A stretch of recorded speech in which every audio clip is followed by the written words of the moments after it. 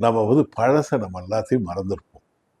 ஒரு சின்ன ஒரு பிக்னிக்கோ, அல்லது ஒரு பாட்டோ, ஒரு படமோ, நமக்குன்னு ரசனைகள் கூட வந்து இருக்கும். ஒரு பெயிண்டிங் இருந்தது, ஒரு கதை புக்கு படிக்கிறது, இல்ல ஒரு கதை எழுதுறது, அல்லது ஒரு இசைய கேட்கறது, அல்லது ஒரு இன்ஸ்ட்ருமெண்ட் வாசிக்கிறது, அல்லது வந்து ஒரு சில கிராஸ்வேர்டு கூட போடக்கூடிய ஆட்கள் கூட அத வந்து போட முடியாத நிலைமையில எல்லாருமே பிஸியா இருப்பாங்க.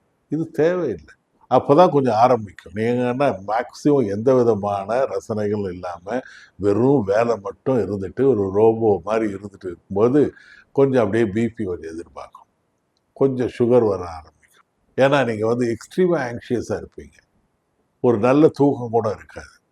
கடுமையா வந்து அது இதுக்காக உழைச்சுக்கிட்டு தான் இருப்போம். இது தேவையில்லாத ஒரு விஷயம். ஒரு பிரேக் குடுங்க உங்க ரொட்டீனுக்கு.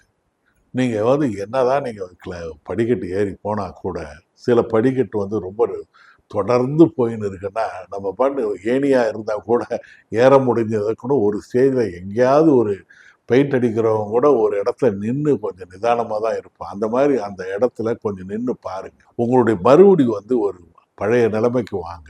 எப்படி இருந்தீங்களோ, ஒரு 18 வயசுல என்ன ரசனைகள நீங்க சுமந்து இருந்தீங்களோ, அந்த ரசனைகள மறுபடி வந்து ரீவிசிட் பண்ணுங்க.